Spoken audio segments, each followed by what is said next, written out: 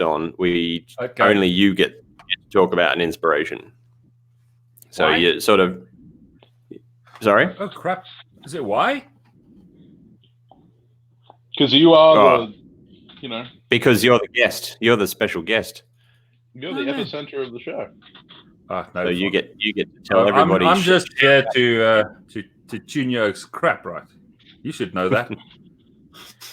So I've lost it'll my be song. And a song of the week, yeah. Yeah, I've lost my song. I don't know one. Let me just quickly go into. We go 1 amp. It was crap. It's the very first one. Come on. I'll be playing you a bit. Can you hear that? No. Nope. Not? Oh, crap. It's John Lee Hooker, Groundhog Blues. Oh, yeah. Nice. From the album, 1 bourbon, 1 scotch, and 1 beer. 1 beer, yeah. Mm-hmm. Yeah, great album. Yeah, but Instagram still kicks it.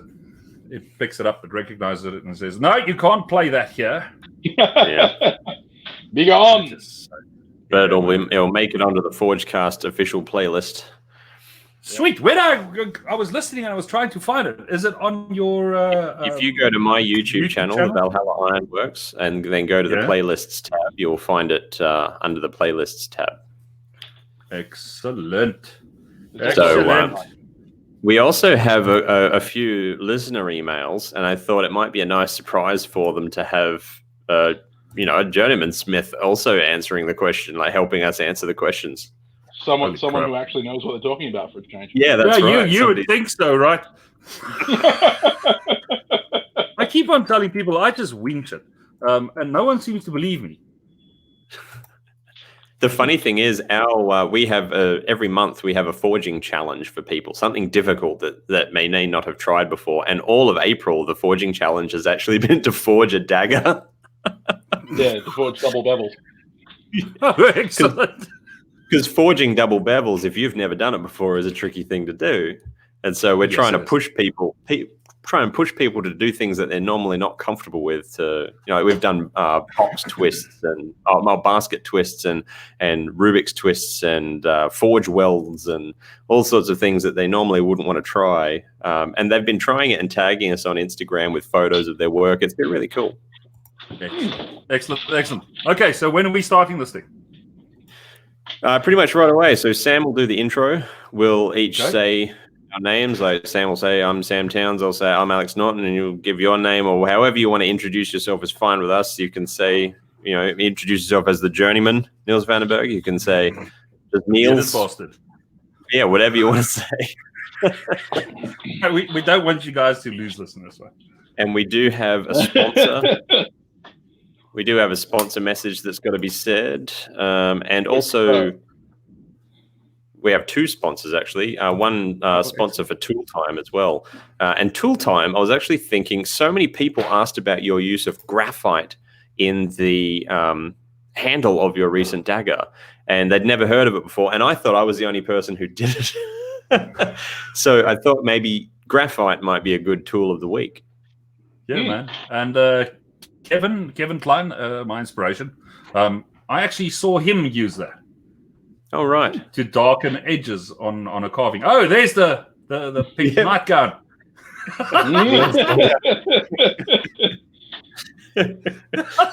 Hello. Okay. Famous now. Yeah, man. World famous. All right, so I am recording on my end. I'm recording. I am now also recording, sir. All right, so whenever you're ready, Sam. No worries. Creak, crackle, creak. Hello, everyone, and welcome back to the ForgeCast. My name's Sam Towns. I'm Alex Norton. And I'm Niels van der Berg. before we get into today's episode, let's take a moment to thank our sponsor. This week's Forgecast is brought to you by Weber Abrasives, our preferred supplier of 3M products, Scotch-Brite belts, high-end sandpaper, and more. Head over to abrasives.on.net and talk to Rob about all of your abrasive needs today. Yes. So, being that we have our prestigious guest yet again, good to see you, Neels, and thank you for coming on the show again when I'm actually here, so that, you know, I can actually get a chance to talk to you. It's not just you and Alex this time. Sam, let's get. Thank you for having me, man. Yeah, let's get you to start us off. What have you been up to this week? Holy moly. Well, seeing that we're in lockdown, it hasn't really affected me. I just keep on working. My wife actually had to remind me that today was Sunday and we've got this thing on. But during the week, I managed to finish a quill and dagger for a mate of mine, which is actually a swept hilt, which is the first time I've tried that. And that came with a load of freaking challenges, man. It came out beautiful. From that, thank you. When I did the patina on the bronze, my sandblast cabinet kind of packed up. So I had to fabric cobble a new sandblast gun, which took me an entire funking day. So next time we run into a lockdown situation, I'll make sure to have a spare one. I wonder if you use the same brand that Jay Nielsen uses, because Jay Nielsen a couple of months ago had a horrible problem with his sandblasting cabinet breaking down. I wonder if it's the same brand. Well, I don't know. Mine is the cheapest one you could buy, which is the problem. You get what you pay for, guys. I actually have a second sandblast cabinet, which has got a really fine, small nozzle. And I just don't know why I didn't think of using the new one. I mean, I spent literally a half a day trying to get this thing working. But anyway, so that was my big headache, man. And then we started this whole 48-hour dagger build thing, which has kind of been keeping me busy because I've now got guys all over the world wanting to play with, and guys are posting their designs, which is not helping my anxiety at all. So I started designing one last night, and then took it to my wife, all worked up. I mean, really psyched up. I love this design, right? And she looks at me, she goes, honey, how long have you got to make this? And I'm going, well, 48 hours. You reckon you can do it? I'm going, yeah, man, I'm pretty sure I can do it. And she goes, pretty sure? How long did the previous dagger take you? I'm going, 11 days, you reckon? And is this one more or less complex? I'm going, more complex, you reckon? So we all know you weren't brilliant at math, but even you should see this, right? I'm going, okay, so I'll make another. So I spent this morning doing another design, and I'm quite happy with where this one is going. So that was pretty much my week, man. A lot of sitting around working as normal. It's all right. You'll calm down when you see my design. It'll relax you. Yeah, I mean, and why the anxiety? I mean, it's not like you're playing for sheep stations, you know. No, it was pretty much because the guys have already done designs, and I had an idea, and what I now have on paper is nothing like that idea. And I absolutely hate just letting a knife evolve on the anvil or on the grinder. I just find it takes me 10 times longer to get from point A to point B if I don't have a roadmap, if I don't have anything. If all the planning is not done, then you can't start working, man. But that's just the way my head is screwed on. Hey, and honestly, I've found the same thing. Alex and I recently did an episode of the Forgecast where we were discussing planning and, you know, the importance of having a plan when you start out. Because, I started out doing the whole, you know, let the piece be what it wants to be kind of process. Keep on piece. Yeah, and make everything to fit the piece as it goes. But that was a nightmare. So, yeah, it's been definitely better to start with a plan. Excellent. It's what I found, if you don't have a plan, then if you run into trouble, at least the plan will make you avoid the problem. Whereas if you don't have a plan, then, well, you're going to get stuck, right? Yeah. And then you're just wasting time trying to figure out what the next step is, where you could just be productive. Yeah. Fair enough. So what about your song of the week? Niels? My song of the week is Mr. John Lee Hooker off the album One Bourbon, One Scotch, and One Beer. And the track is track number 15, Groundhog Blues. Great album. Man. Track. Yeah. Good album, yeah. Yeah. What about you, Sam? How about you, Alex? What have you been up to? Oh, me first. I bet you do it. I recently made a mushroom knife, which confused quite a lot of people because I'd never seen one before. And I have had nothing but inundation of people asking me when I'm going to be making more.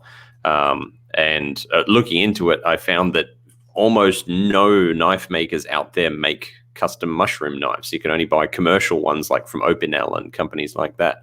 And so I've found sort of a little niche for myself, which is cool. And I've got a commission for quite a high-end one. Somebody they couldn't decide between a Hue and Pine burl handle or a Tasmanian myrtle burl handle. And I said, why not both? I can combine them in an artistic way. And they thought that was a phenomenal idea. So Niels is looking at me with a confused look on his face. Are you... a mushroom knife? Yes. I now will not let my wife even listen to this podcast because he's recently started growing mushrooms, right? Yeah. Or you might just have another commission coming your way, brother. Yeah, if you don't harvest mushrooms correctly, it damages the mycelium and they won't grow back. So there's a very specific design of knife that harvests them without damaging the mycelium. And it's a very straightforward design, really, but it is a concave blade, which always adds extra level of complexity to something, a tight concave curve, a little bit like a karambit would have, but much narrower blade profile than a karambit would have. It's almost like a suture removal scalpel, but large. It's a very strange knife design, and you can see it on my Instagram recently. I did it, but the other end of the handle actually has a brush because you clean the dirt and mycelium fluff and things off the mushroom before harvesting it, and having it all in one knife is part of the design. So I've got a commission for another one of those, but they want one that's actually quite fancy. So that's been a lot of my work this week has been working on that. Well, I think you have just talked yourself into another commission.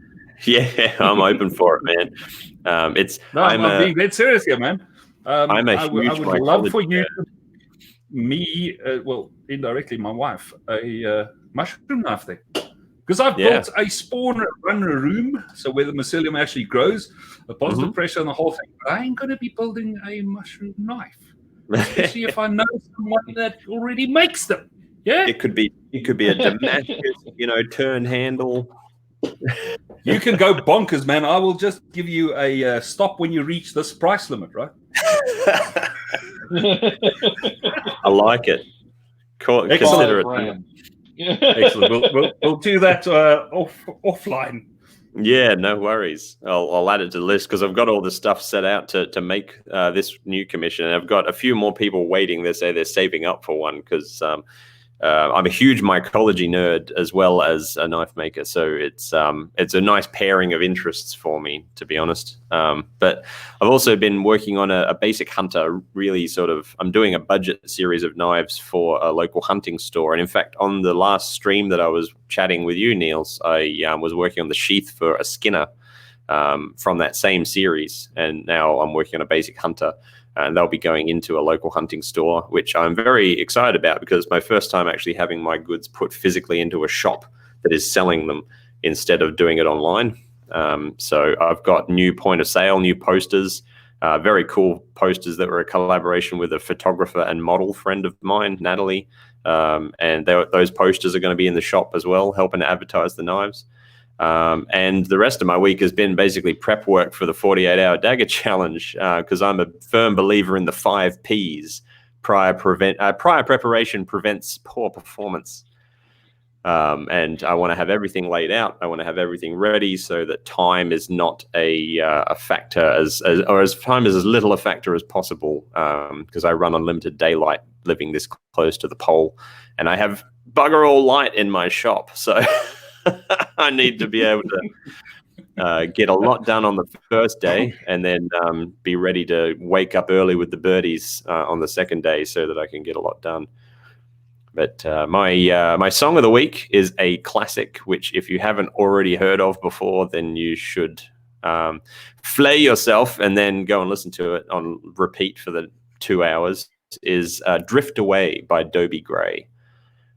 You've heard of that song? Yeah. Brilliant song. Yes, I have. You haven't heard of it, Sam? Give me the beat, boys, sure to free my soul. Oh, yeah, okay, yeah. Rock and roll. Yeah. Brilliant song. It's one of those, every so often when you're sort of playing a playlist on shuffle and you hear a song and you're just feeling that jam and it's getting to the end, you're like, oh, hell no, I'm going back and playing that song again. And you hit back. It's one of those things that I found myself hitting back on that every single time I was playing the song. So it's really, sometimes I like to just listen to older classics like that, and it's a song that's been covered a million times. Uncle Cracker did a cover and it just didn't do it justice. It didn't hit what Dobie Gray hit it. So yes. Fair enough. How about you, Sam? What's your week been like? So I've been pretty busy the last couple of days. I forged out a set of tongs on a live stream, new set of wolf jaw tongs for myself. They look great. Yeah, no, it was good fun. I decided to do a GS tongs brass brush finish on them instead of the old forged scale. Just trying to pimp them up a little bit. Pimping your tools I'm making is a thing, man. Well, I mean, life's too short to have ugly tools, and for a long time I'm an ugly tool. Use the tool, don't be the tool.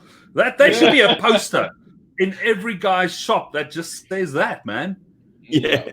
The thing is that a lot of my tools, especially my tongs, are cast-offs. They're ones that I made very early in my career, or ones that I have screwed up somehow and not made them properly. So they've stayed with me and not been the ones that I've sold or given away. And so, unfortunately, I've never really had a decent set of tongs in my workshop. So I've decided, and I've announced this a while back, that I was going to start making new sets of tongs for myself. And until I'd finished making all of the tongs I need for my workshop, I was no longer going to make them for sale. Because, otherwise I'm going to start going mad. And I think one of the biggest things that got me to make this set was last weekend making that brackets for the shelves. I could not hold on to the scrolls at all. They just kept flying off the anvil, and I was dropping them on the floor every 5 seconds because I just couldn't hold anything because the tongs I had were absolute crap. So a good will fix that problem.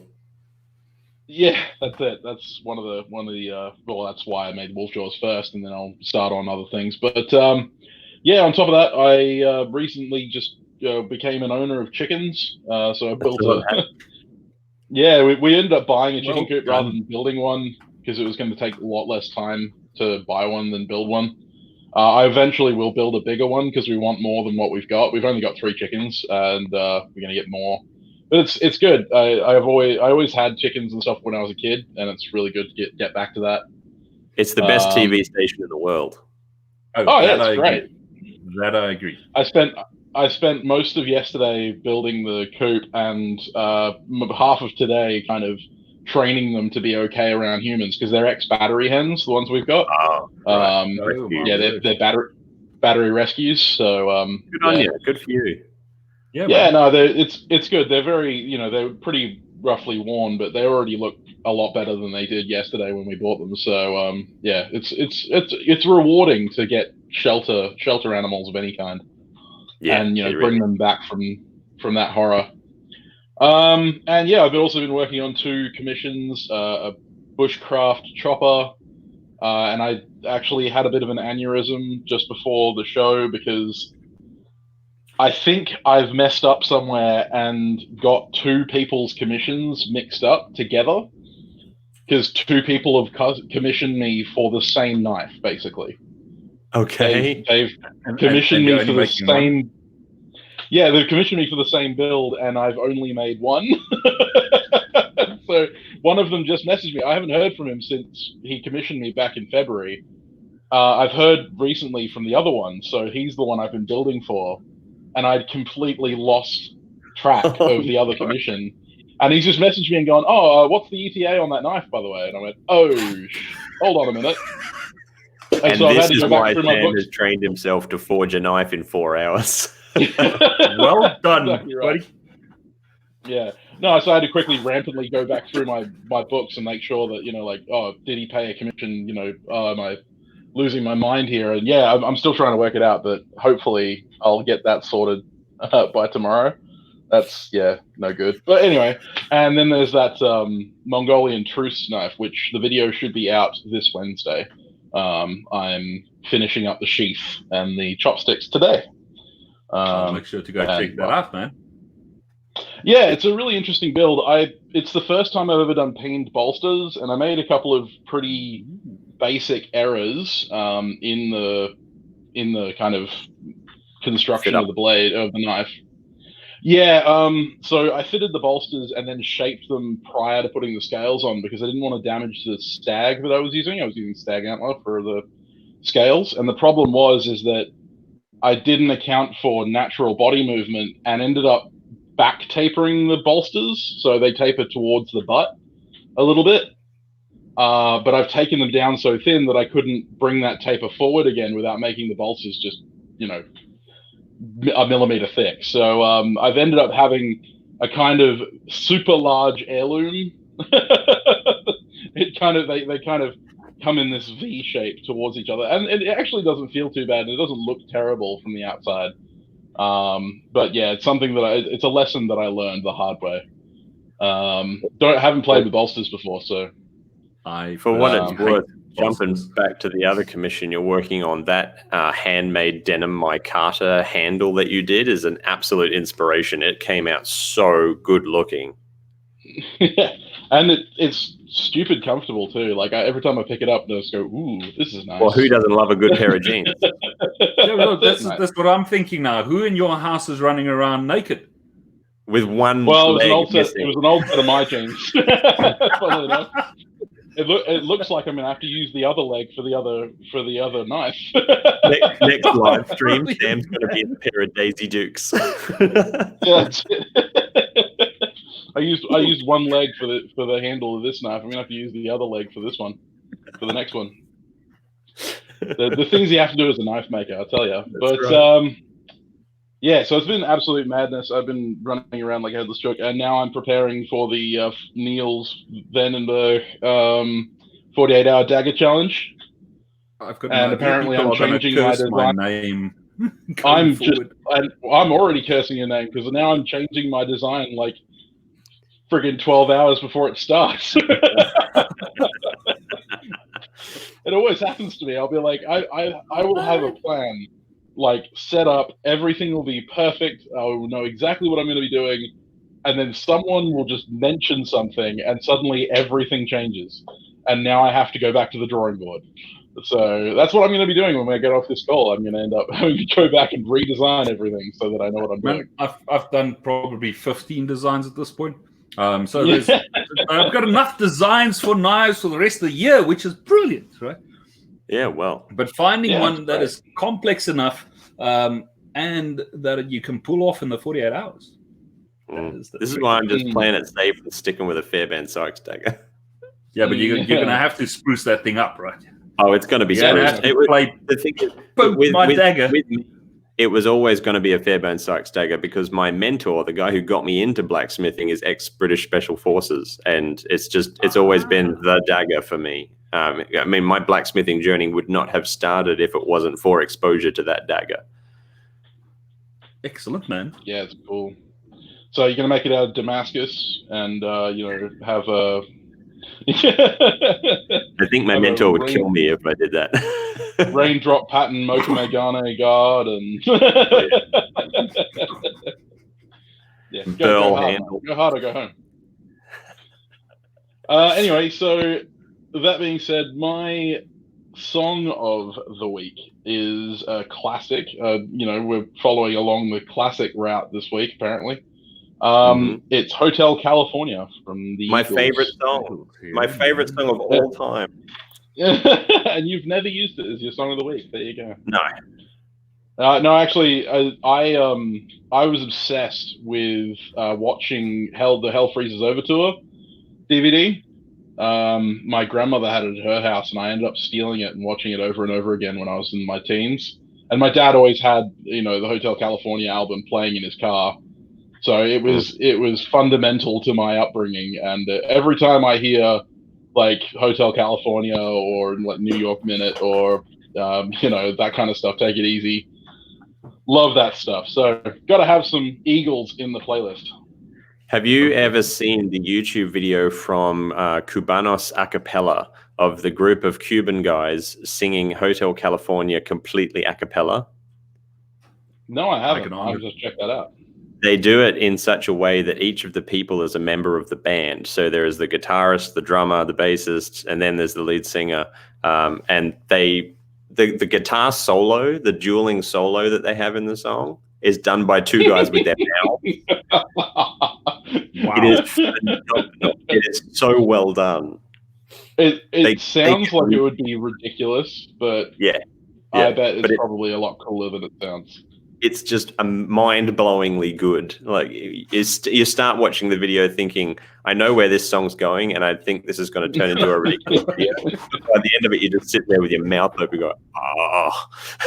All I'm seeing is like a Guns N' Roses ripoff of some dude air guitaring while making guitar noises with his mouth.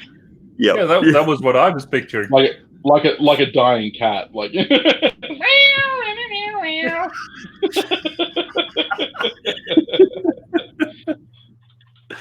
Yes. All right. So, on a cat's tail. Inspiration of the week is normally all three of us. However, or both of Sam and I. However, on guest episodes, we just want to know the thing that the person who has been inspiring our special guest. So, Niels, who is your inspiration this week? Who has been giving you the vim that you need? Man, there's quite a few of them, but one guy stands out above all. He is a fairly young guy called Kevin Klein, and he goes by Kevin Klein Blades on Facebook and Instagram, so at Kevin Klein Blades. And this guy is just a design master. But it's not just design. His execution is unbelievable. Last year at Blade Show, so Blade Show 2017, or Blade Show 2019. Yeah, 2019. Yeah, Blade Show 2019. Damn, yeah, I don't even know what day it is, never mind what year. Blade Show 2019, he was actually one of the presenters at Bladeversity on Mokume Gane. And if you're going to have a look at his stuff, he does Mokume. That is not just the pale yellows and the bright yellows and the slight grays. He does black, yellow, green sometimes. It is unbelievable, the stuff that he does. And his attention to detail, unbelievable. And he was Mastersmith J.D. Smith from the American Bladesmith Society. He was his apprentice for 3 years. So that should put him into perspective for the guys that don't know him. Do yourself a favor, go and follow Kevin. He is an absolute master at what he does. Really he is. Right. And that is, when I feel a bit down, I go check out his work, and then you end up with two responses. You either want to nibble off your pulses, or you get so completely psyched that you just want to get into the shop and start working, man. Yeah, I remember seeing him on Forged in Fire, and back when I used to watch a lot of Forged in Fire, I'd kind of check out everyone that showed up on the show. And the first thing I came across from him was the sword that he's been working on for like 8 years now, all by hand files. I'm not sure if you know the one I'm talking about, Niels. Yes, I do. It's got like dragon scales up the spine. that are all hand filed in. Yeah. And like, yeah, so everything he's done on this sword, like he forged the Damascus and then he's hand filed the entire thing to shape.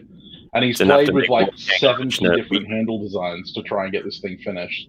Yeah, man, he recently finished a sub-hilt Bowie, or sub-hilt fighter, which is just, man, it is absolutely exquisite. Absolutely exquisite. And if you think of a sub-hilt fighter, I mean, there's just a couple of standard designs that come to mind, but when you have a look at his take on it, it's just unreal. Really just absolutely unreal. Mm. Yeah. Like I said, a big inspiration for me. And I think that's one of the special things. Yeah, I think that's one of the special things about Kevin is that he is one of those creators, and Alex and I constantly talk about it, is when you look at the knife, you don't have to see the maker's mark. You know who made it. That's like Kevin's work is like that. You see Kevin's work and you're like, yep, I know exactly who made that. Yeah.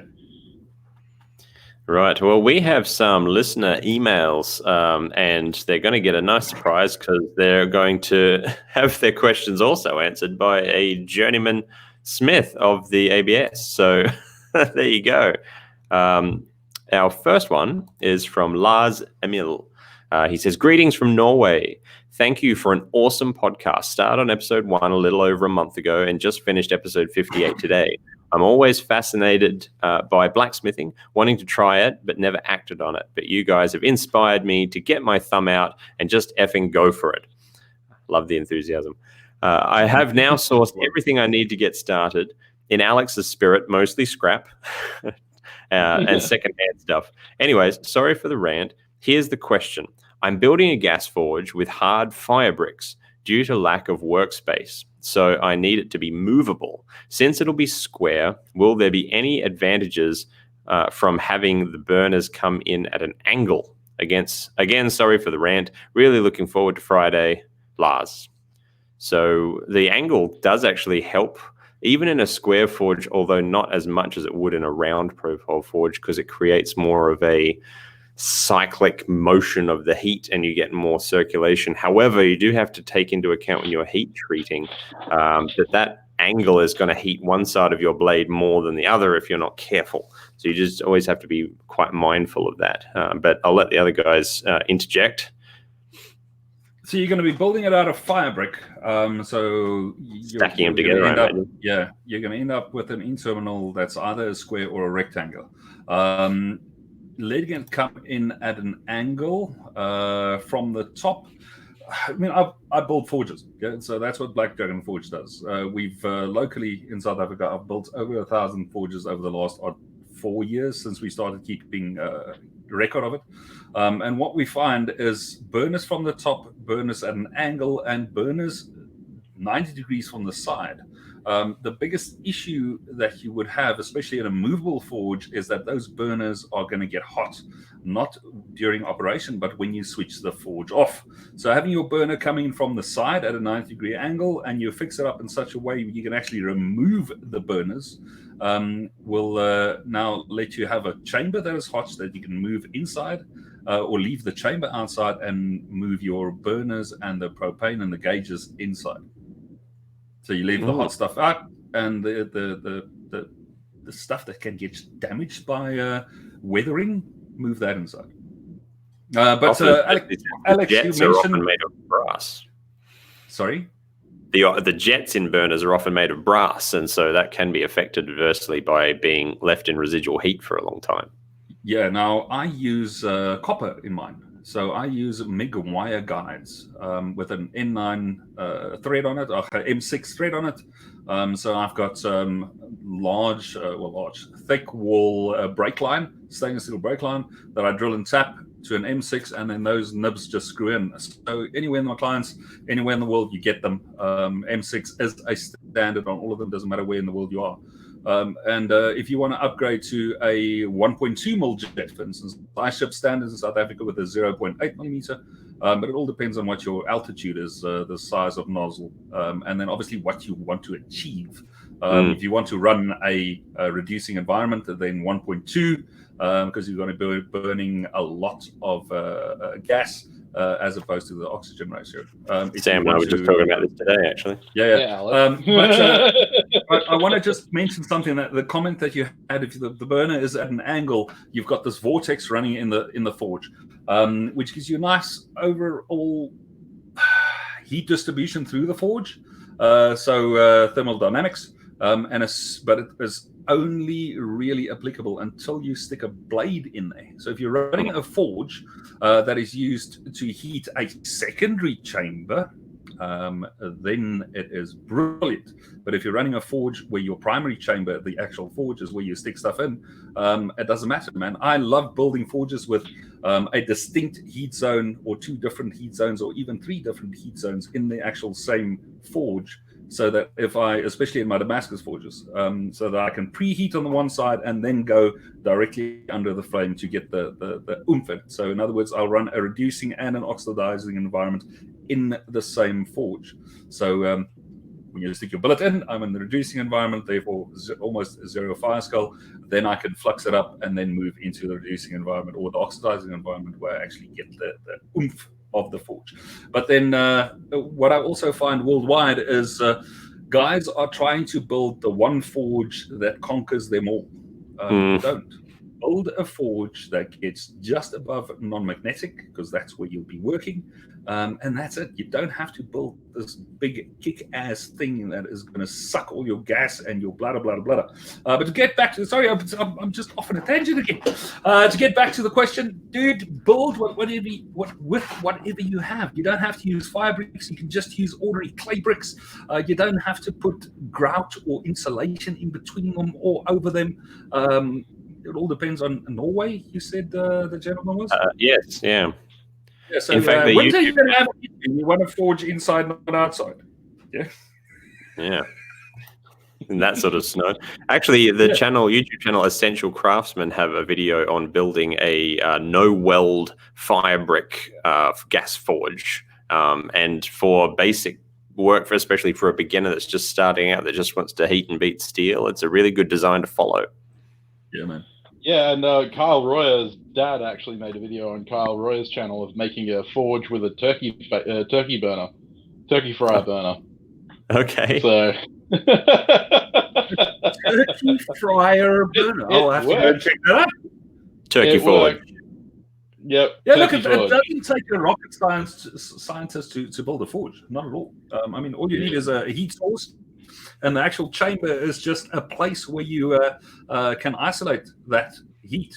And like Neil said, you will start getting different forges for different things very quickly. I mean, I have, anyone's seen my videos sees that I've got the most rustic setup imaginable in my forge, and I'm actually 3 forges in, and I'm thinking of building my 4th already. It just they start piling up, because there's things that the forges that are good for portability. There are forges that are good for heating large objects if you're doing decorative ironwork. There are forges that are great for knife making. There are forges that are good for short knives, and there are forges that are great for doing swords and long knives and things like that if you're working with gas, because gas is kind of an all or nothing heat, whereas working with solid fuel you can actually isolate heats. So I'm building a channel forge next, because I need to start working on sort of Sam-sized knives, and because Sam does like 18 Busso buoys and things like that, and people are starting to order that sort of thing from me. So it's my forges currently don't do that very well, but a channel forge would handle that really well,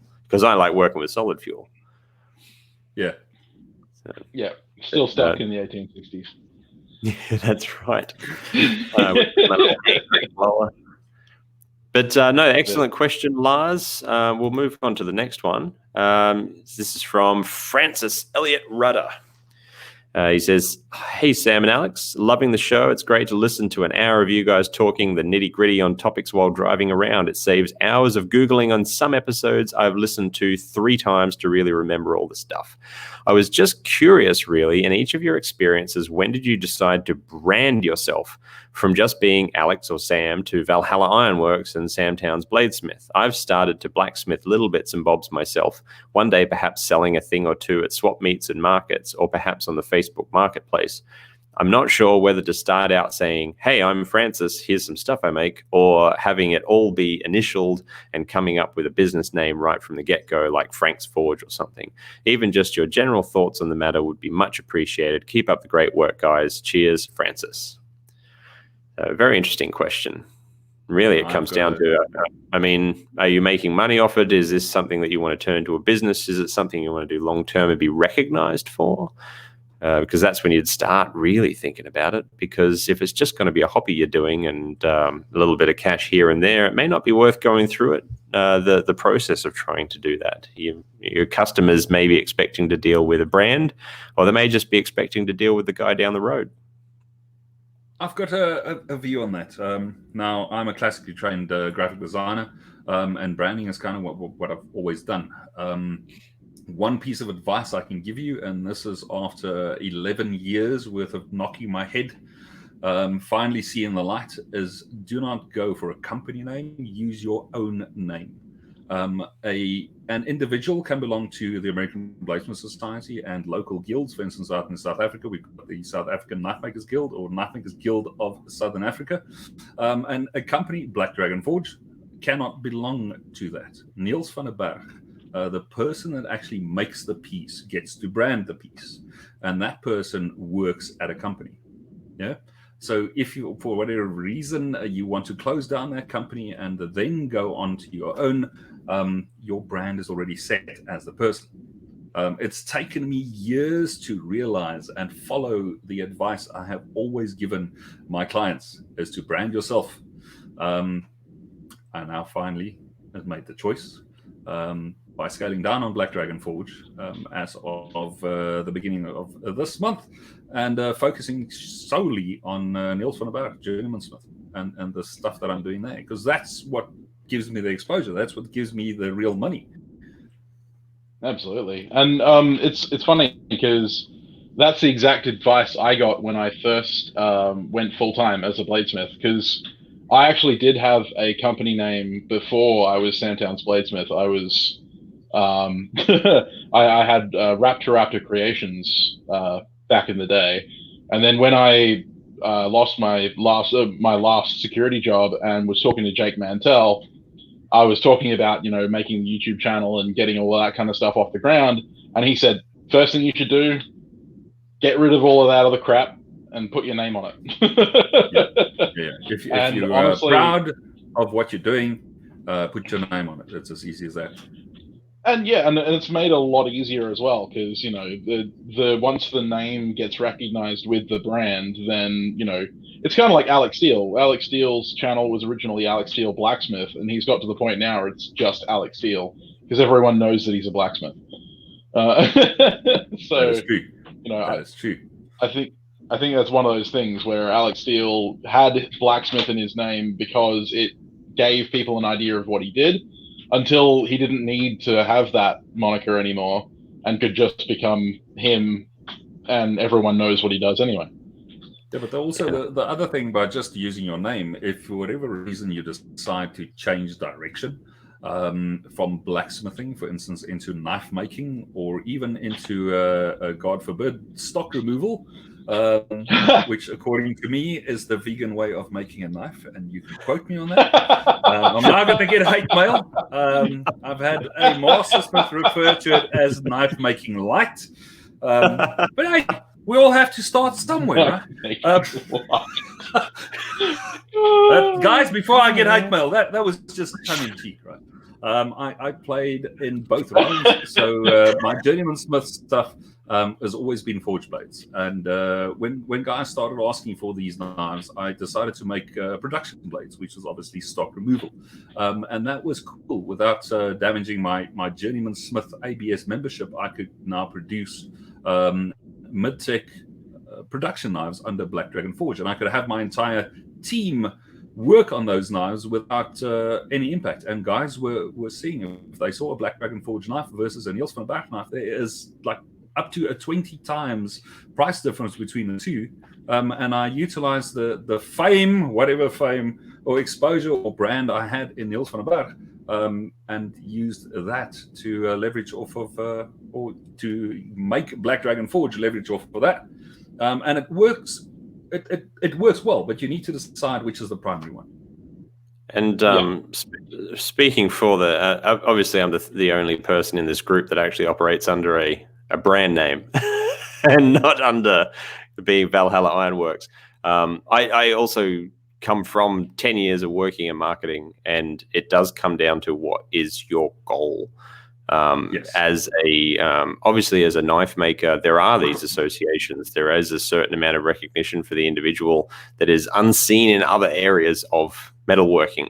Knife making is fairly unique in that regard, and your goal may not be to be recognized as an individual if you're doing something like decorative ironwork, because you don't want people tracking you down, or you don't want to be famous as a person. You might be a social recluse.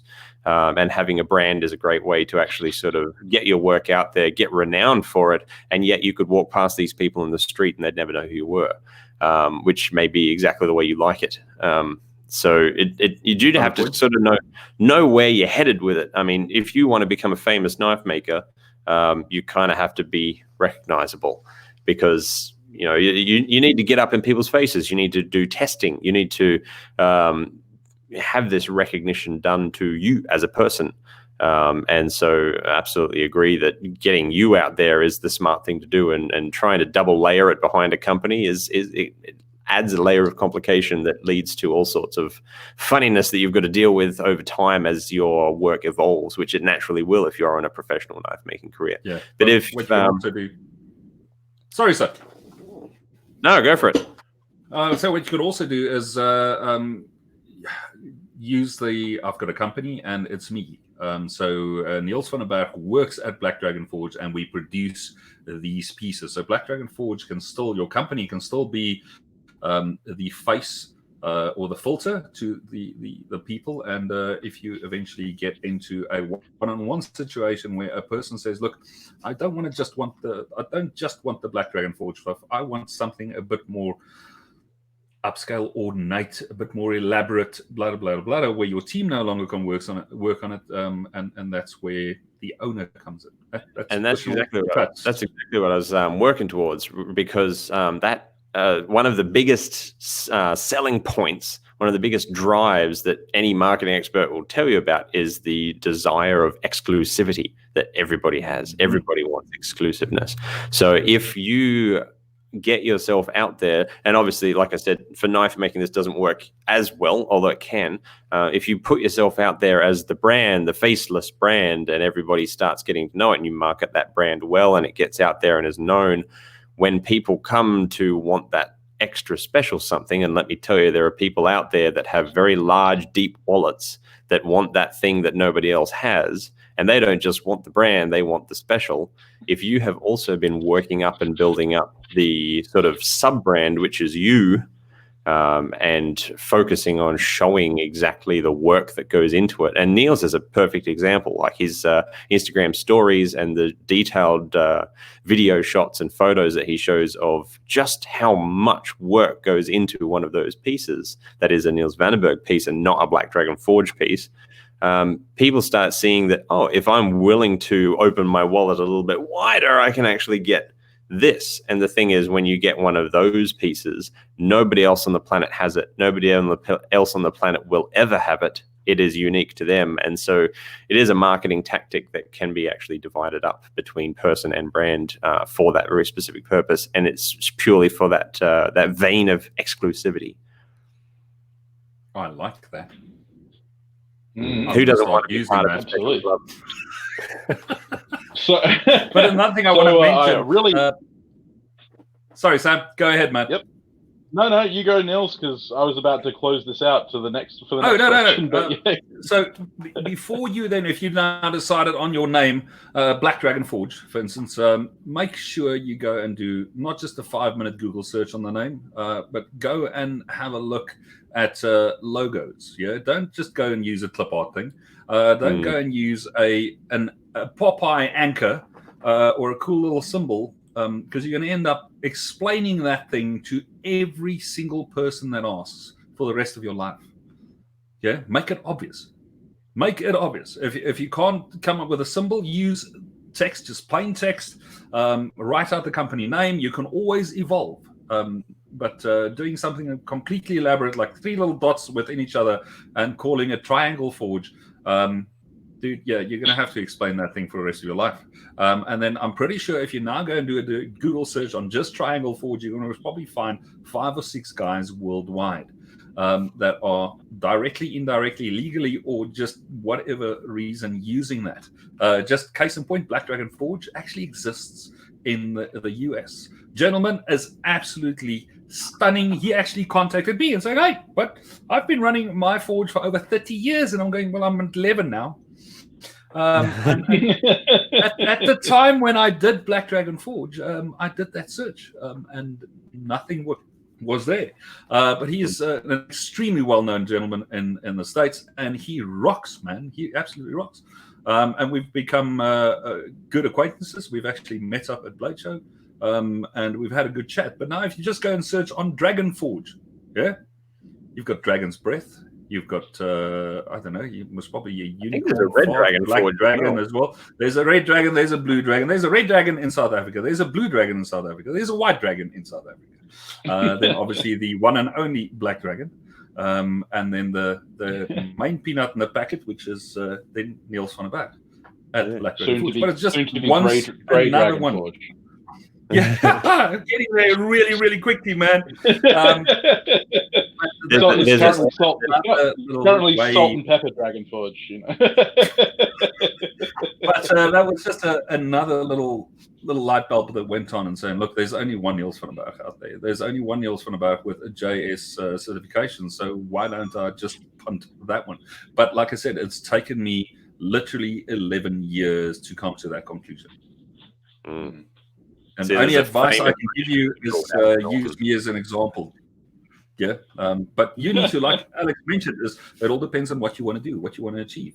And starting out, I would start out just as Nielsen Smithy.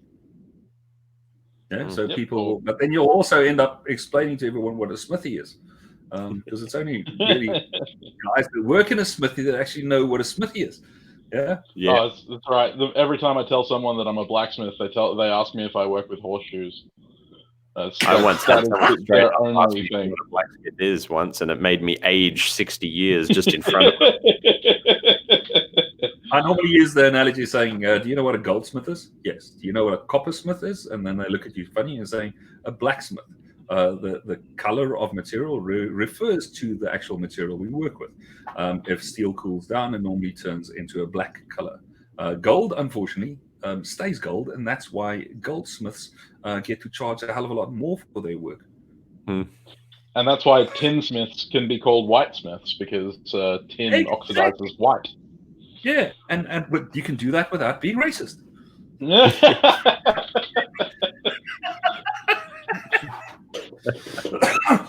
Sorry, that was borderline. I'm sorry.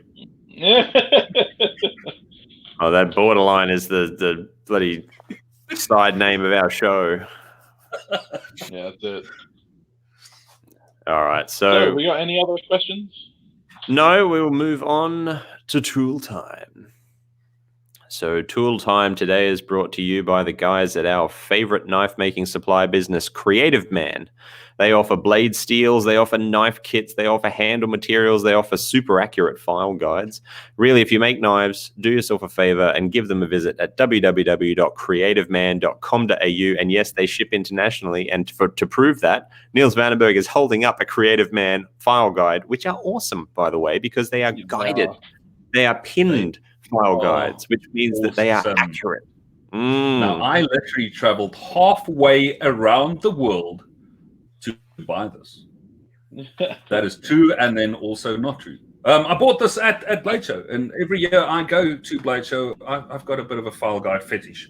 I probably have 15 of them, because you modify them, and you want ones like, for instance, this one here has got a 2-inch that it can open up between jaws. It's got removable hard faces on them. It is absolutely brilliant, and I love mine. I really do. So because much so those that faces are bolted on, they won't come off under a grinder. Exactly. Yeah, but I need another one, I think. But this Well, time they make a wider one too, called the Big Mert. No. See, now you've just kind of that's They my also Christmas make list. a guide attachment that allows you to put it into vices. Yeah, without if putting they compression on the blade. That is absolutely brilliant. But now, if they do one with a 90-degree square down here, yeah. Mm-hmm. So on the one face, have a perfectly machined 90-degree face. Then you can use this to line up centers on knives and on daggers. That'll be. So if you need to scribe perfectly 90 degrees perpendicular to the center line, you can just use that little leg. Well, Björn, when you're listening to this, which I know you will be because I'm going to be telling you about this episode and that you should be listening to this, there you go. That's your next big idea. You heard it from Niels himself. Yeah, and that actually comes from Mastersmith Kevin Cashin. I saw that he built himself a huge jig that he lines his swords in to get those quillins completely 90 degrees. And I've been looking for something like that. And if I now get one from Creative Man, it will rock, man. Well, even though the fantastic thing about Björn and the guys at Creative Man is that they do take that kind of stuff on board and they do make adjustments. I think the file guide you've got and the one I've got is version 5 of their file guide, and they're constantly updating. So, they're definitely people to look up. Well, despite our file guide fetish, our tool of the week this week is something that is actually very close to Niels' heart lately. It's graphite. It's the use of graphite. Now, I was actually very surprised to see him use graphite in the handle of his recent Quillian dagger build because everybody in the comments was actually surprised when they saw it and they didn't know how he had used it or where he had used it in the build. And I recognize it and thought that's brilliant. I'm so glad I can justify me using it. I always thought I was cheating by using it.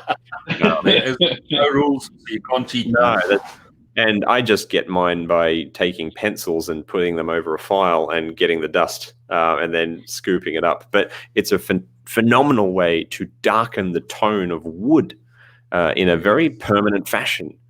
Especially when you're working with very figured wood. And it's a little bit like how when women are putting makeup on, or men, they contour by putting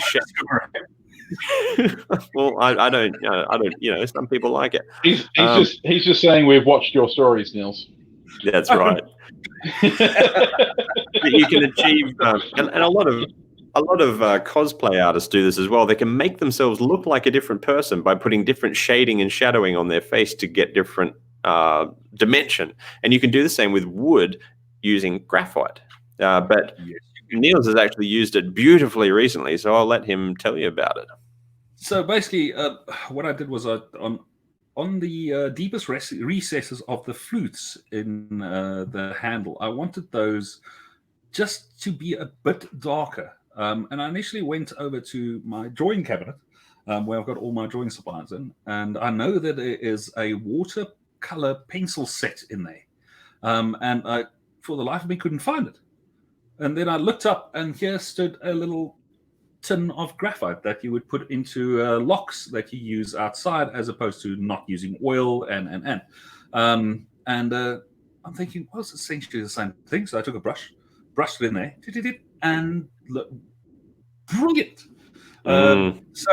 Just a little tip for guys, if you're doing oil treatment on it, so do the graphite darkening first, and we'll stop when you're happy, right? So I brushed it on.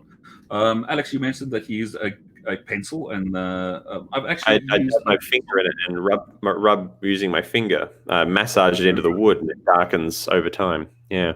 But now I'm thinking that if you've got, all depends on the application, but if you've got a nice little corner somewhere that you just want to highlight, it might just be as easy as taking an HB pencil, sharpening it up, and just drawing a little line. And there you go. And then you obviously want to do that before you oil your wood up, and it will be less effective on stabilized materials. Yeah, because then if you do your true oil or linseed oil, whatever your chosen oil finishes, it'll actually bed it in and then that's it. Yeah, you can achieve fades and the whole thing. I've actually used color pencils on wood before to achieve a fade, and it looks absolutely phenomenal. It does. And it's those little things where guys don't think of applying it. I've used Indian ink on inside of scabbards because if you look at the throat of the scabbard, I don't want to see wood. I want to see black. So I dye the entire inside of a sheath, wooden scabbard sheath now, and I use Indian ink and I just toss it in there. Done, because you're going to leather wrap it in any case, and I want it to be black. The blackest black is an Indian ink, and done. What else? Weird stuff. Graphite works brilliant, man. Yeah, it's a handy tool to have, and it goes a long way. A small pot of it would go a very, very long way. Yes, you can graphite up all the locks in your neighborhood and still have enough left for your knives. But yeah, graphite is absolutely brilliant. And I actually saw that a couple of months ago on, once again, Kevin Klein used it to, he was doing a crosshatch, like a gunstock finish. And he just wanted to get the grooves a bit darker. So done. Rubbed a bit of graphite in there, and I think he used a toothbrush just to spread it around, and then did the wheel finish, and it absolutely looks well. What's that old saying? It ain't stupid if it works. Yeah, well, that's it. Just make sure that I won't be using my toothbrush, so it all depends on how much issues my wife has given me. I might just get to use hers. Yeah, there you go. Darken your teeth up a little bit, you know. Yeah. April Fool's. and it doesn't taste like anything. You can trust me on that. Yeah. Don't ask how I know this. Just trust me on that. Good for the digestion. But lamp black, as opposed to graphite, will give you a black. Which you can actually make yourself in small quantities. By Sam taught me this. Actually, holding a spoon over a candle. That's it. Yeah. That's it. And then once again, taking a brush, taking it off the spoon, and then applying it where you want to. Yeah, I get my own darkening by working a coal forge. I walk in at the end of the day, and I'm just covered in coal schmutz all over my face and hands. It's not called smooch; it's called war paint. Yeah, that's it. Man glitter, you know. Man glitter. Yeah, man. It's the love-hate relationship with that word. My wife uses it. It's probably the tone of voice when she uses it. So I see you've got man glitter on. I'm just like, it's not man glitter. I once had to go and pick something up from the post office, and I'd been forging all day, and of course there's no mirrors in my forge, and I looked like I was just covered in it, like I'd been coal mining. And I just took my apron off, threw it over my anvil, and got in the car, drove to the post office, walked in. Everyone's looking at me, and I had no idea why. Hassle and everything, and of course the postman is my top student, Adam. So he's just like, "Hey, Alex, how you going?" He's acting like nothing's happening. Everybody else is just staring at me, and I get home and go to the bathroom. I look up in the mirror. I'm just, oh God, it looked like I've been like I was going into the Vietnam jungle. I've actually gone to the shop with my apron on, and people also look at you really funny. Yeah, man, I am kind of a funny-looking guy, so it doesn't bother me at all. I think the best one I've had was I did a day of forging at a medieval reenactment event. And then went into the store still wearing all of my medieval garb, and also covered in blacksmith, and also covered in soot. So everyone was just like, someone just time traveled from like the 1600s. Excellent, man. Excellent. So this week, while we've got Niels on the show, obviously Sam's just come back from Blade Symposium. He had to go into 2 weeks of quarantine after going through it because he had to travel Tasmania, where I am, is in sort of full lockdown. People can't travel. We've got to stay at home, although I'm just a social hermit and sort of socially isolate anyway. Neels is locked down in his shop and getting quite a lot done because of that. But I thought we'd take the time to talk about knife making and bladesmithing, blacksmithing, in the world in its current state, how things have changed, getting supplies, getting who's got systems set up to stay motivated during this time, like this 48-hour dagger challenge and things like that. And, what the future holds, how things are going to change with upcoming knife shows and other symposiums that are coming up, et cetera, because the whole world is covered in them. Every country has different knife shows and conventions for it and all that sort of thing. And things are possibly going to change in a big way. I mean, hopefully it won't be that big way. Sorry, Sam. Well, hopefully that's all right. I just hopefully it won't be permanent, but there are going to obviously be some societal changes no matter what we do after this pandemic, because people are going to have this in their mind for as long as they live. It's always going to be, you remember that time that we all had to lock down, and so yeah, I think people are going to be a lot more wary of that kind of thing in the future. I mean, we've already seen it here, and I do want to make a clarification. We made it on the Instagram, but I did state that the Sydney Knife Show had been cancelled. It's not actually cancelled at this stage. The organizers did reach out to me to correct me. So, but yeah, we've seen one event delayed, and there are lots of concerns based around other events and stuff like that. I think Blade Show's been postponed until August. Yes. This year. So I think that in the short term we're definitely going to see some effects.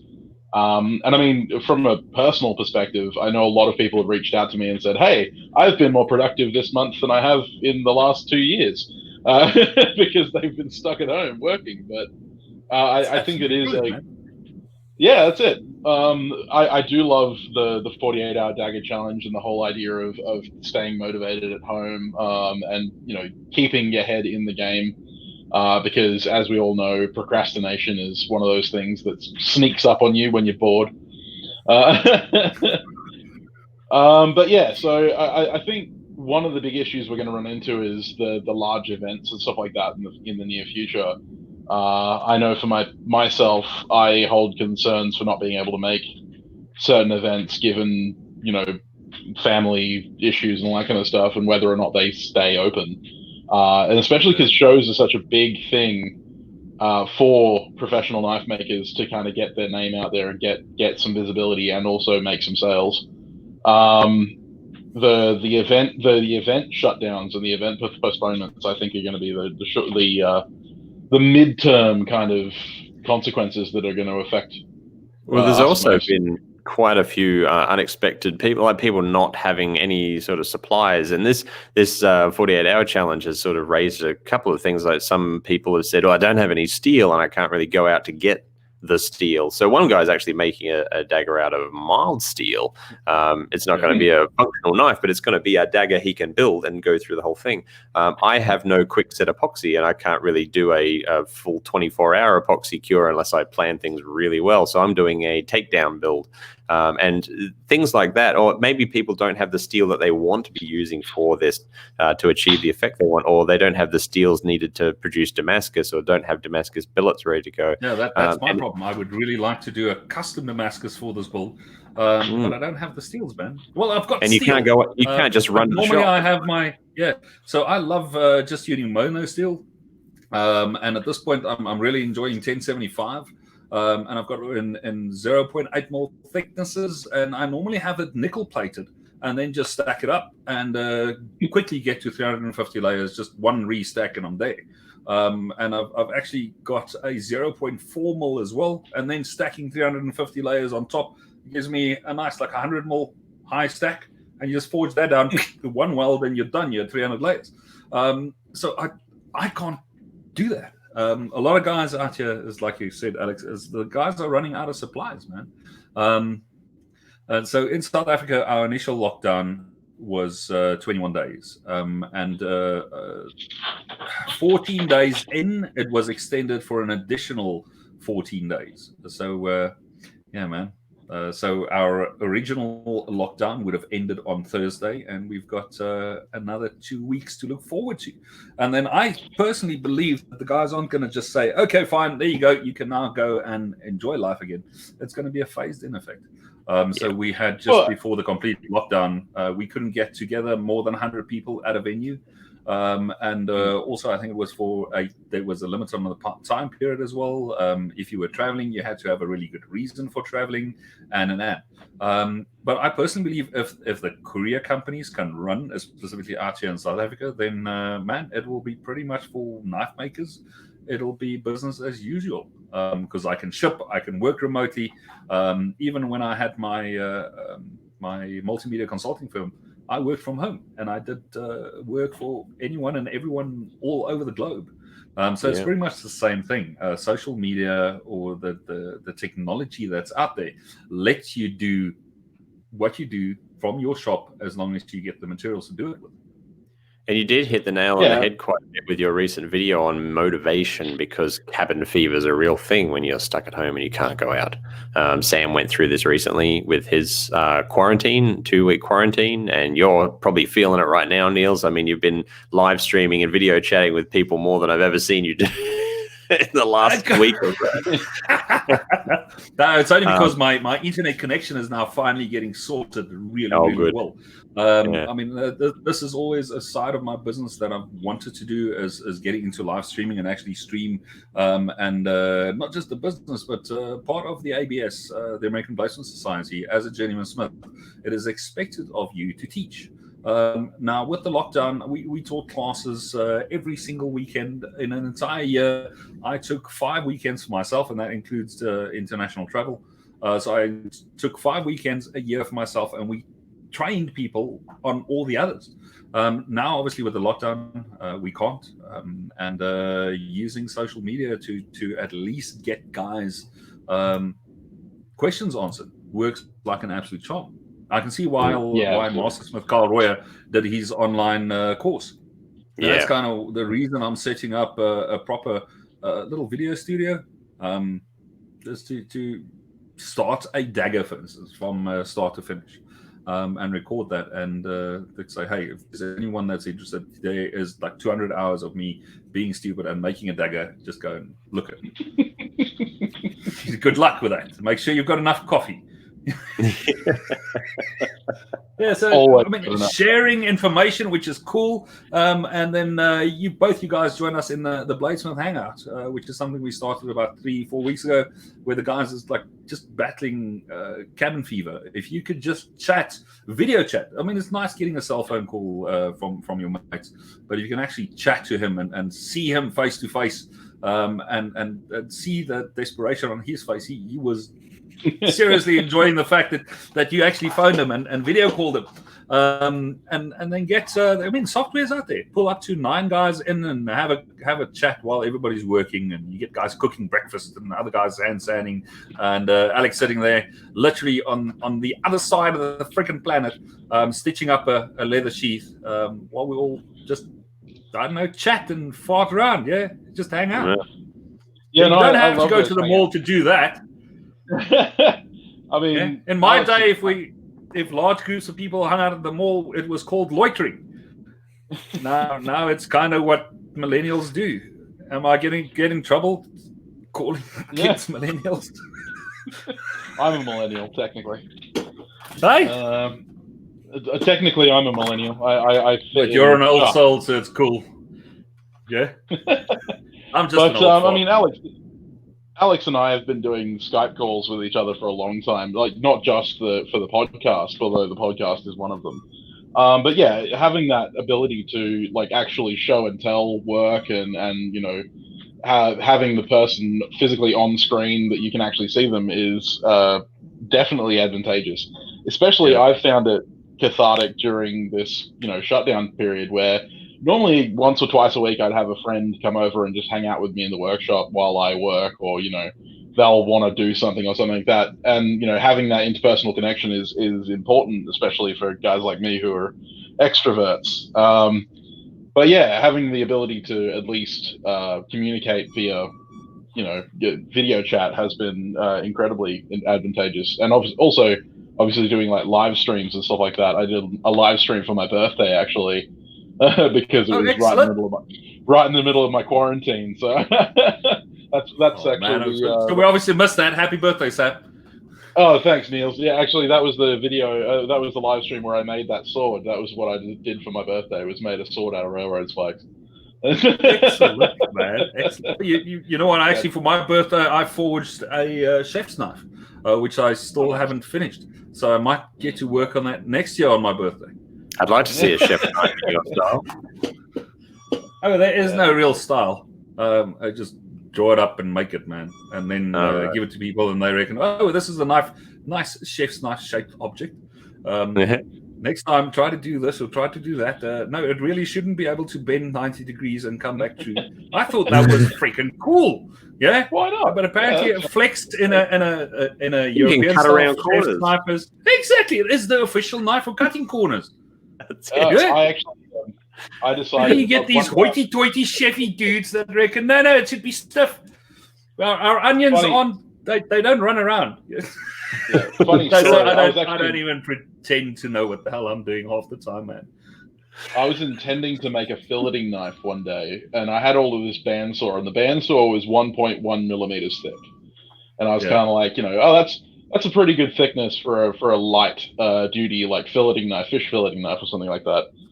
But it was pretty rusty, so I chucked it in a vat of vinegar, and then I left it there for 2 weeks. And when I came back, the steel was about probably like 0.3 of a millimeter, maybe 0.4 of a millimeter. Paper. It's exactly right.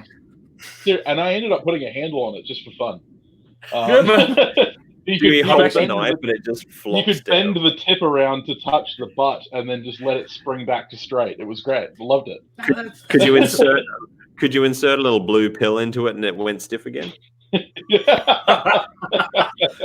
No, forgetting about stuff in acid, I right in the beginning, man, I think it was my third or my fourth axe that I ever forged. It was done out of wrought iron and then a 01 tool steel bit added in. And I normally just grind it up to 1,000 grit and then do an acid etch just to bring the texture of the wrought iron out.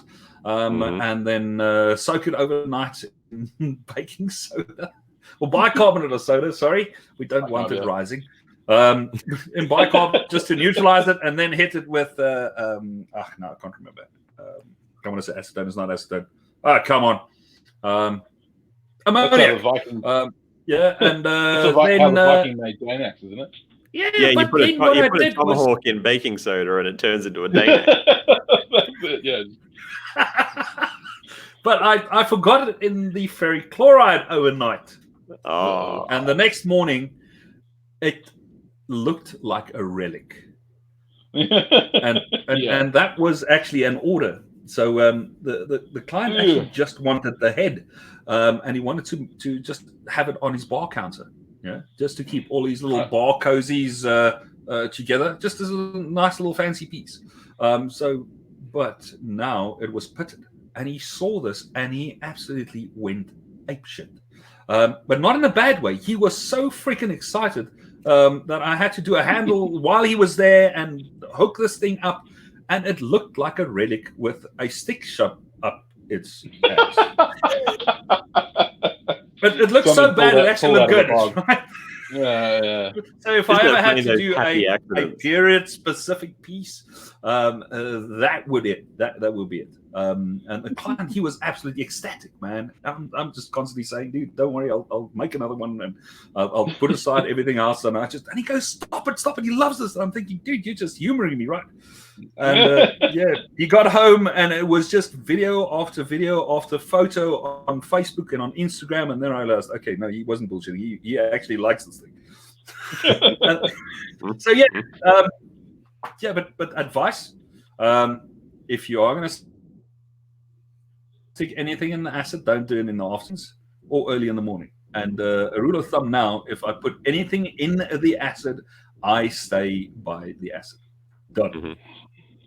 Listen to some. So nothing gets soaked overnight. Nothing. I mean, I think I've told you this, Alex. I etched a feather Damascus billet, and I ended up hardening and making a file out of it.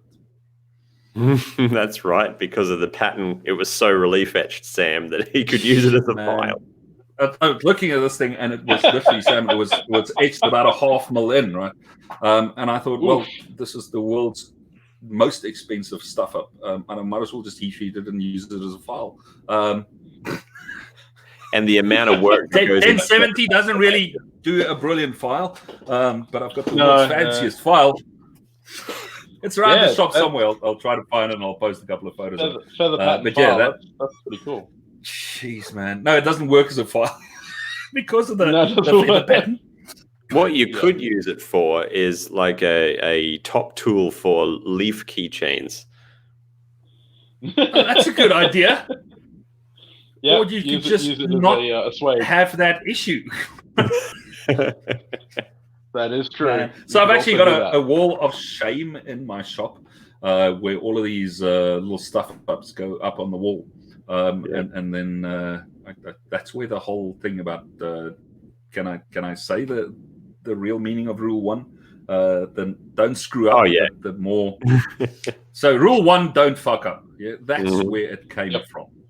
I mean that's become my mantra over the last couple of years. But that rule of shame, the wall of shame, the students come in there and they think, oh, what's wrong with this knife? I'm saying, well, brother, if you can't see what's wrong with that knife, you're not ready for the answer yet. My wife does what's it called? Yoga. And in there's a saying that when you are ready to learn, the teacher will appear. And that stems for certain types of information as well. When you're at a specific level, you will then realize that certain information that you were giving years ago didn't make any sense. And all of a sudden, things just fall into place. I'm sorry, I'm ranting again. I'm off topic. No, I definitely found that when I went to Blade Symposium was, listening to and watching the makers talk and stuff like that, Sean McIntyre and Adam Fromholtz and Mert Tanzer and all those guys. There was a lot there that I knew that if I was back at my beginner days, I wouldn't have understood a single bloody word they were saying. I'd have been like standing there smiling and nodding and going, yeah, that sounds really interesting, and not taking anything in. But having done a lot of the mistakes that they were trying to correct, I was like, I know exactly what you're talking about, and I'm going to use that. A mantra of mine is actually a very old saying from Scandinavia, is that I never fail. I succeed or I learn something. I believe in that. That is a good one. And if you can't learn something from it, then you're not looking hard enough. Exactly. But to get back to the whole lockdown thing, I mean, knife shows. I do one big international show, and that's always been Blade Show from 2016, and it's now been moved to August, and I'm kind of in two minds whether I should go or not.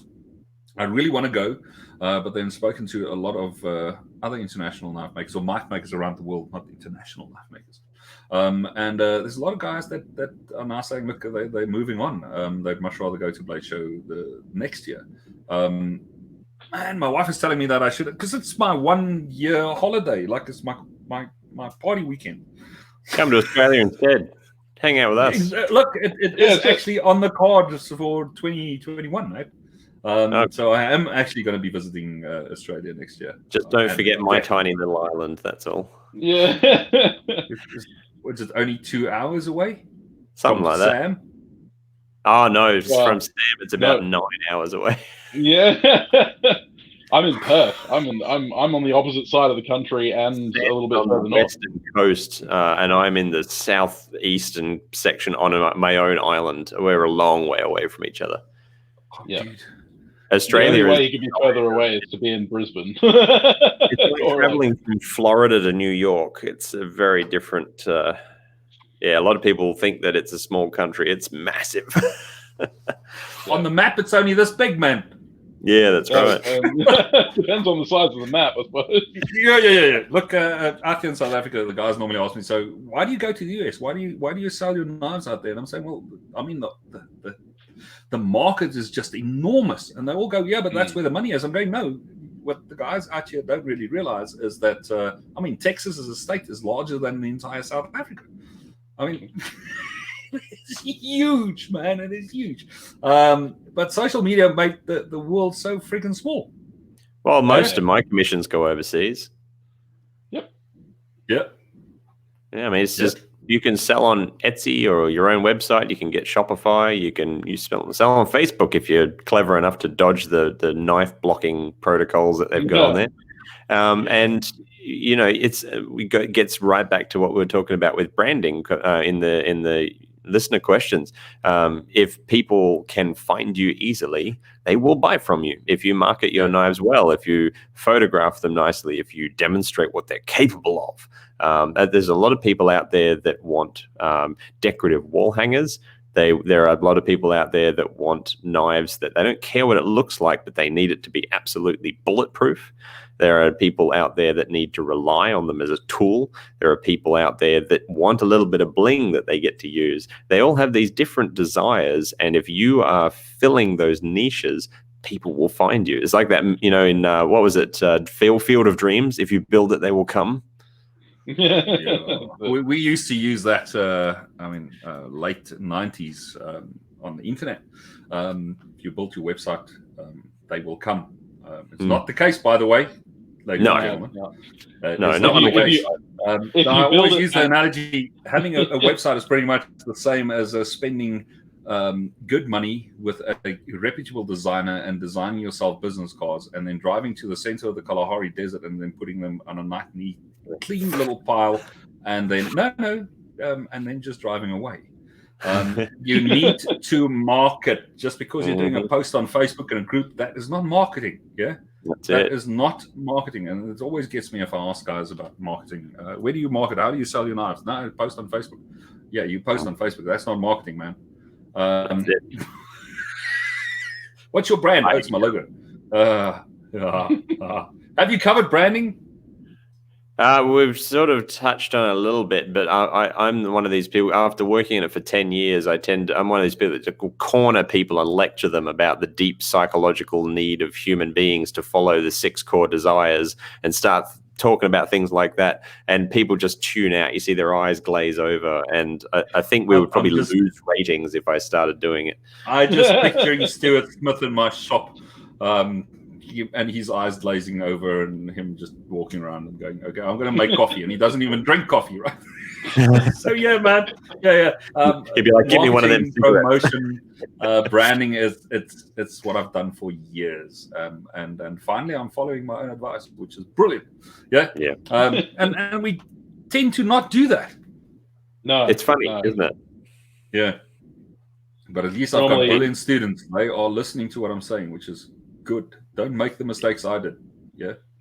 Don't. And that's why I'm on here. Just don't screw up. Take your time. A knife doesn't make itself. And it's okay to work on a knife for more than a weekend. It's actually... and you don't have to finish a knife in 48 hours, right? Yeah. Well, to everybody listening, you're listening. It's the dagger that you're trying to make for the challenge. Unless you're starting Monday at 12. Then you have to be finished by Wednesday at 12. But then also, you can do a phase approach to the build. So phase 1, have it ready for Wednesday. In other words, you can assemble, you can disassemble, and there's the pink robe. You can assemble, you can disassemble. Alex, you should have never told me what Master J. Nielsen was doing. So you can get that dagger built and get it up to phase 1, which is ready for the end of the build. In other words, you can take it apart, you can put it back together. It's symmetrical. It's got an 80% finish all over the thing. So you meet parameters. And then you can take it apart after the build and really go and fine-tune this thing. Add detail, go and engrave, do flutes on the handle. So you'd finish off the handle on a nice, acceptable finish. For if you were just not doing flutes, but if your planning originally included fluting, you can do that after the fact. You can do decorative file work after the thing, blah, blah, blah, blah, blah. So, I mean, the whole thing behind the 48-hour build, and I've now kind of hijacked it for the build. But any project that you do, I mean, you have to set stages. It comes down to your planning. Yeah. Phase 1, I want to get here. Phase 2, I want to get there. Phase 3, there. I mean, you don't start the sheath on a knife before you've done the knife. And if people want to learn more about good project planning, they can listen to a couple of episodes ago where Sam and I talked about the steps that you need for good, solid project planning. It's a very deep topic that could be gone into in exquisite detail, and we did. We talked about it for quite some time. We did. And this actually is a really good transition into our a reminder of our challenge of the month. And remember, everyone, just coincidentally, we did not get into cahoots with Niels about this, but our challenge of the month is to actually forge a double bevel blade, whether it be a dagger or a spearhead. It's just got to be forged double bevels.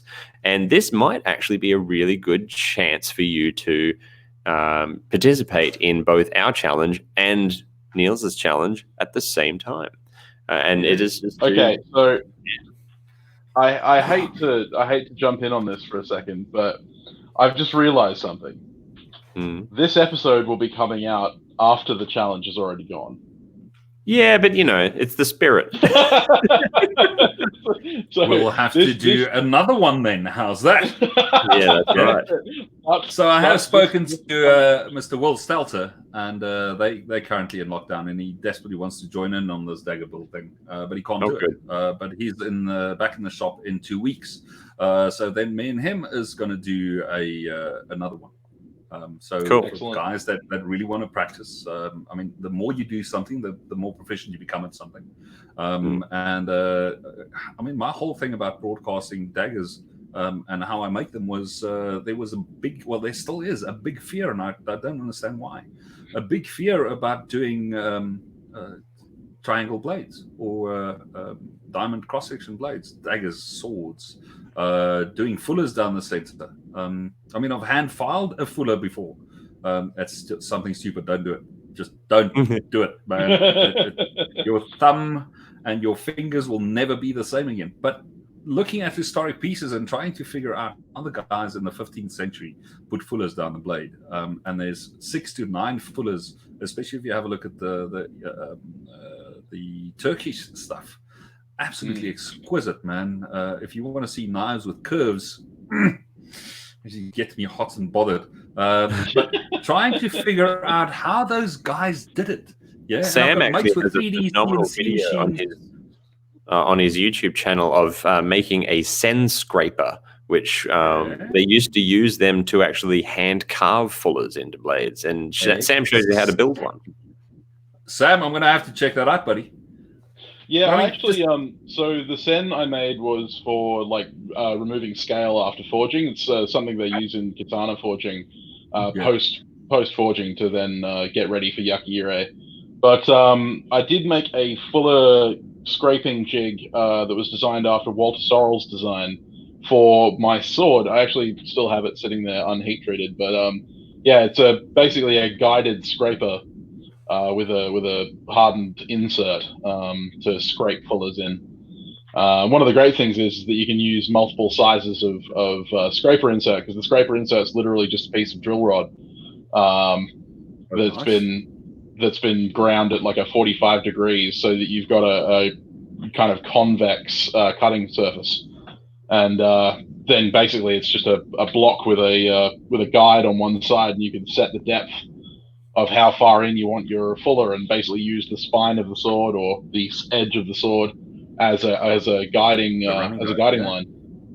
Yeah, it's really, really simple, really easy, and if you get the right kind of setup for it, then you can actually make some really nice fullers, and then it's just minimal cleanup with sandpaper wrapped around a file or something like that.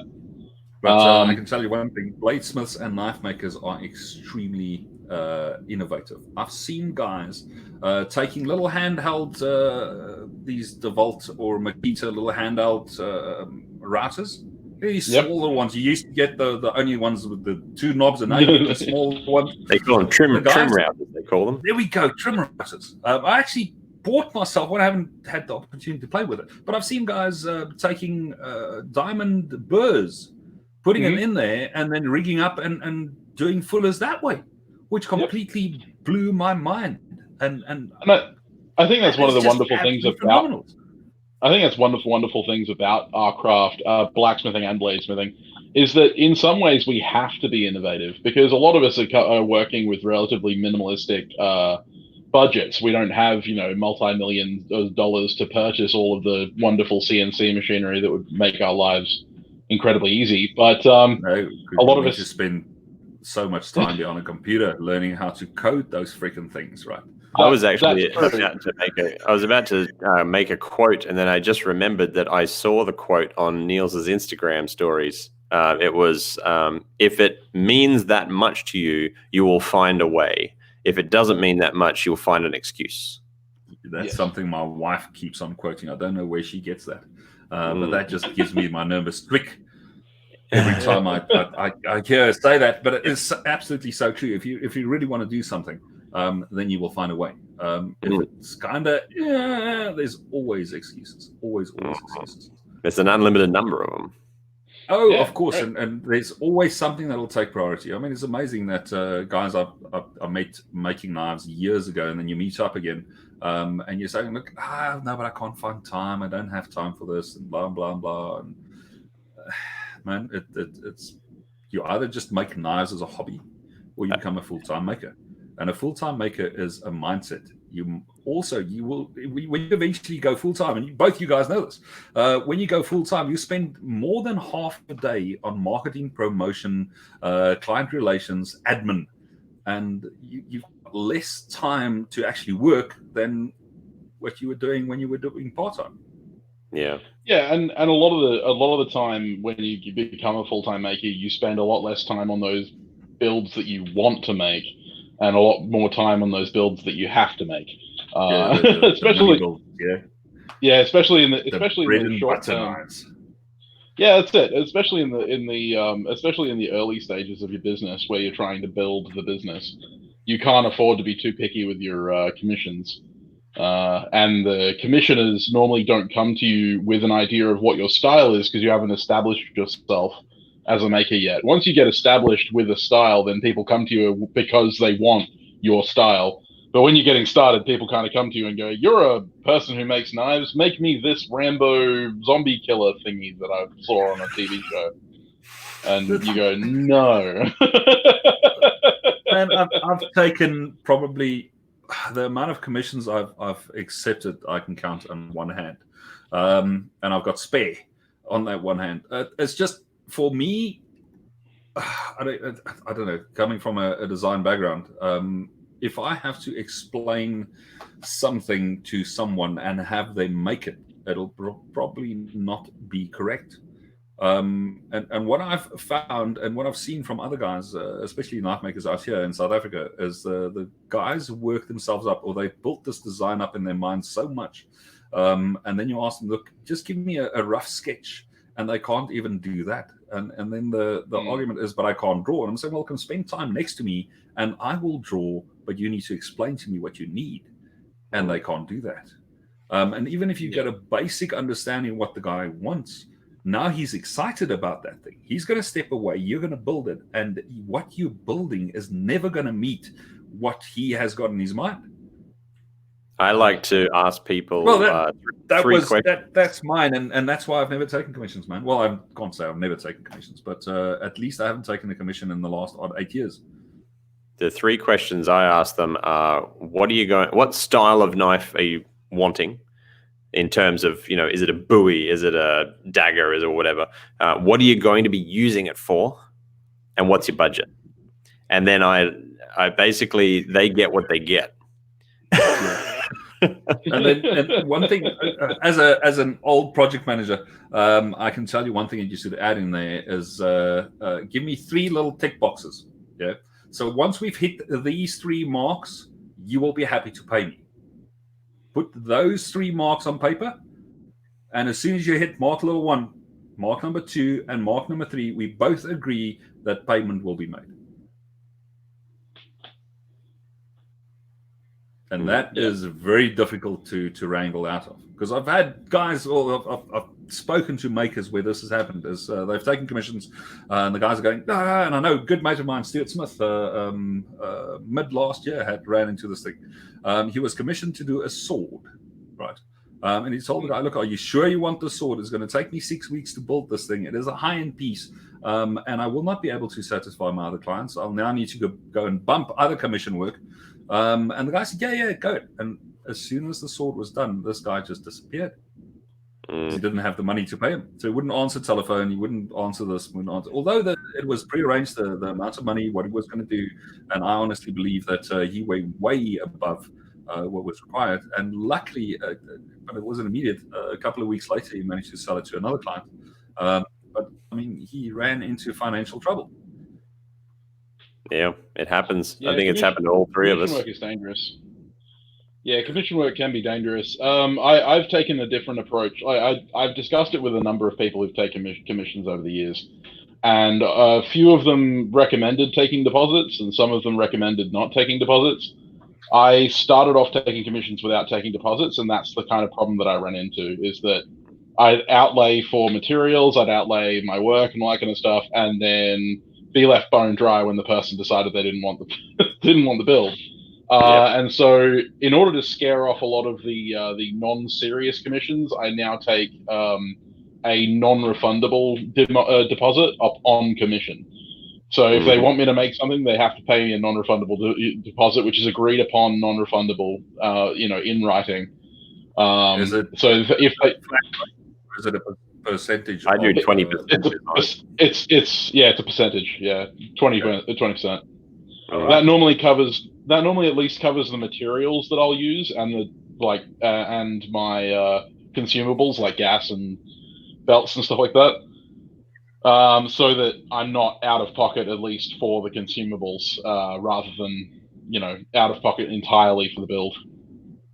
So I want to add a new section to this thing. Yeah, can we? Can I? Go. I don't know. Go for it. Weirdest tool you've ever had to make or see a knife maker use? Specifically for knife making? Yeah. What was the weirdest thing you've ever seen or you cobbled together to get a job done? That's a good question. What seems weird for you might not be weird for the guy that actually did it. But right in the beginning, when I wanted to do my first dagger, I didn't have a lathe. So I took apart 3 old burnt up drill presses and kind of made a lathe.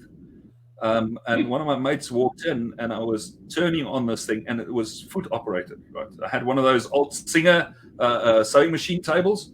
Yeah, so I had that as a frame, and all the mechanics was there, but the sewing machine was no longer there. So I built this thing on top of there, and I mean, this is how they still do it up in Kenya and in Africa, right? Rural areas when they need to lay something, this is how it's always been done. But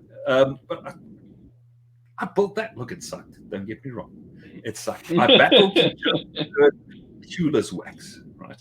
But that was the weirdest thing, and it took me like 4 days to build this thing. Right, and the mate walks in and he reckons, "Dude, what is this thing?" And I'm telling him it's my homemade lathe. He goes, "Oh, that's not a lathe." And you realize that I stay 3 houses from you. I'm a mechanical engineer. I've got all the kit. All you had to do is just walk around and come and use it. So that was 4 days out of my life to try to do a pommel. Yeah, right. I'm not sure if it's necessarily weird, but I think popped straight into my head was Bertram Nielsen's bicycle stone wheel grinder. That's amazing. So yeah, he has an old school stone wheel grinder, which he's actually layered rubber on the stone wheel, and then he uses Gearfoss belts. And actually glues belts. Yeah, he glues the belt down to the rubber so that he's not using the stone itself. And then he's hooked it up to a bicycle, so he pedals pedals while he's grinding. Because he does everything without power tools. So, you know, he's it's incredible. And I think that's one of the more interesting kind of alternatives to a belt grinder that I've ever seen. You know, there's a lot of kind of cool stuff, but I think that's one of my favorite examples of ingenuity. That is madness. I'm weirdest tool I've probably used is pretty boring compared to both of those. It's probably my temper straightening jig. It's I don't really have that many. Genius, man. To be honest, it's on my to-do list for next week. I am definitely making one of those. Yeah. So as soon as this, it all depends. It all depends on how the quench goes. I might be making it a tad earlier than planned. Now that I've jinked my whole quench or upcoming quench, I might just have to start making it tomorrow morning. But my 3-prong straightening jiggers has served me well over years. But I do like that weird tool of yours. I honestly do like that, man. Yes. Well, I suppose we should probably call that a show. Yeah, it's getting up to about there, isn't it? Well, thank you for having me, man. Thank you for letting me drag this thing out and getting you all off topic. And in the crazy weird event that somebody listening doesn't already know who you are, Niels, where can they find more about you? On Instagram, on Facebook, you can do a search for Black Dragon Forge or Niels van den Berg. Now, I realize I'm not the only Niels van den Berg in the world, although in my little world I am. But I'll be the guy in the profile pic swinging a hammer. Yeah, just look for the pale guy swinging a hammer. Yeah, mid-stroke down. If you don't know what that is, just look for the bearded dude that looks odd. That'll be me. Yeah, you can find him on YouTube as well, where I believe you'll be uploading this recording from your live stream, aren't you, Nils? What I will do is I will download it, I'll put it onto one of my servers, and then you guys can review it first, and then only if you give me the okay will we do that. Yeah. Make sure it's a scratch. We will definitely not do it before the Forge this episode airs, which will be when? This will be Friday coming. Excellent. Yes, the Friday coming. Excellent, man. So in 5 days' time. Okay, so now I know, before we go, I know that you guys have done I can't remember for what count on episode you did the live stream to YouTube.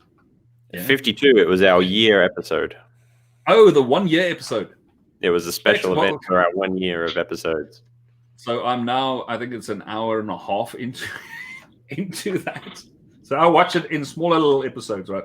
Because I unfortunately don't have 3 hours to just, well, maybe this afternoon. I don't know. But do you guys have plans? It to be a normal length episode, but everyone loved it so much. We just hung around for over 3 hours. It was great. Yeah, man. I've got guys, the South African guys, since our little live hang, asking me whether you guys are going to be doing more of them. And we've had a lot of people ask that, and it's very much a possibility. Yeah, it is something we've spoken of a couple of times, and I think it'd be a great idea to do again. And now I know both of you guys have got your own websites. Oh, not websites, man. YouTube channels? Yes. Yes, we do. Okay, so let me know. What are they? Well, you can find the Forgecast on both Instagram and Facebook. There's no YouTube channel for it, but you can find Sam. You can find me at Sam Towns Bladesmith on pretty much anything that doesn't begin with a T. So, you know, Facebook, Instagram, Etsy, Redbubble, YouTube, Patreon, all that kind of stuff, and the kitchen sink. You can also find Alex at...